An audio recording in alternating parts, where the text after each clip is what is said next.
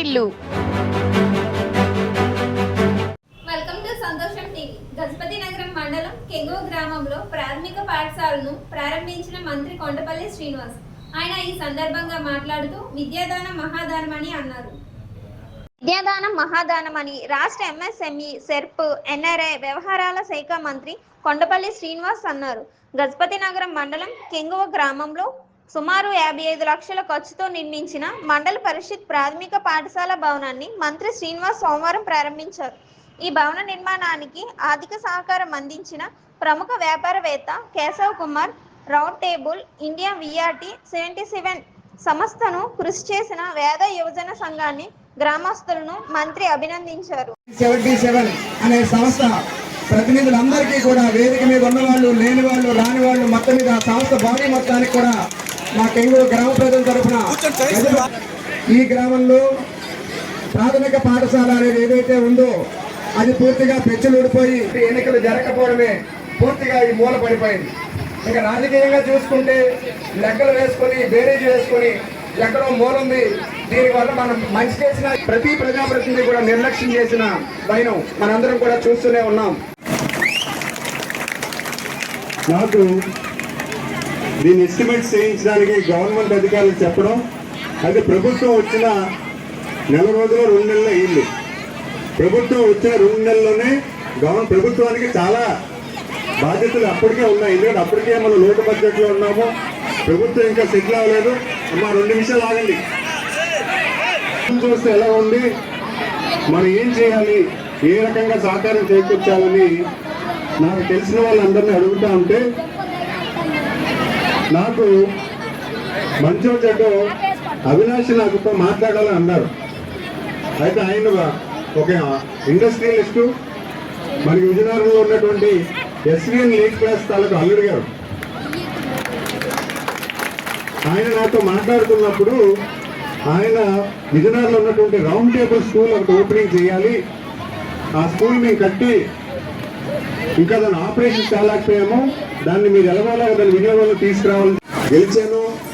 మన గౌరవ ముఖ్యమంత్రి వర్యులు శ్రీ నారా చంద్రబాబు నాయుడు గారి ఆశీస్సుల వల్ల ఆయన మనకు మంత్రివర్గంలో చోటు కల్పించడం, మరింత బాధ్యత పెరగడం, రాష్ట్రం అంతా తిరగడం, కొంచెం బిజీ అయ్యాను.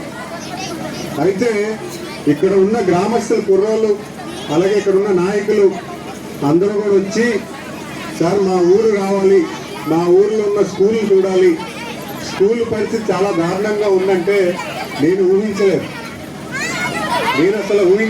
వస్తానులే, స్కూల్కే కదా వస్తాను చూస్తాను అన్నాను. అయితే ఒక ఊళ్ళో ఒక ప్రోగ్రాం పెట్టుకొని ఆ ప్రోగ్రాంకి వచ్చి స్కూల్కి రావడం జరిగింది. స్కూల్ మాస్టర్ కూడా ఎలా చెప్పుకోగలుగుతున్నారు, ఎందుకు ఈ కారణం, ఎందుకు ఇంత స్కూలు ప్రపంచంతో ఒక రకంగా ఉంటే కెంగు గ్రామంలో స్కూల్ ఎందుకు ఇంత దారుణంగా ఉందని చాలా బాధపడ్డాం. గ్రామం అంతా కలిసి ఇక్కడికి వచ్చి మాకు పులకరించారంటే మీ అందరి ఐక్యతకి, మీ అందరికీ కూడా జోహార్ చెప్పుకున్నాను. నేను మొదటిసారి కెంగు గ్రామానికి వచ్చినప్పుడు రామకోవల్ దగ్గరికి వచ్చి మాట్లాడాను. నాకు అక్కడ మొదటగా పలకరించింది పిల్లలే. సాయంత్రం 7 గంటలకు వచ్చాను. పిల్లలందరూ నాతో వచ్చి నాతో ఫోటోలు దిగి, నేను ఎవరో తెలియదు కానీ నాతో వచ్చి ఫోటోలు దిగి సార్ అని పలకరించి మా ఆప్యాయంగా మాట్లాడారు. తర్వాత పొలంలోకి వచ్చాను. పొలంలోకి వస్తే గోవింద్ గారు మాట్లాడుతూ మా ఊరిని దత్తత తీసుకోవాలి సార్ అన్నారు. ఊరికి బాగా వెనకబడి ఉన్నాం, మీరు గెలిస్తే ఖచ్చితంగా మాకు మంచి చేస్తారు, అందులో మొదటిగా కెంగు ఉండాలని చెప్పి ఆయన ఎన్నోసార్లు మాకు చెప్పడం జరిగింది.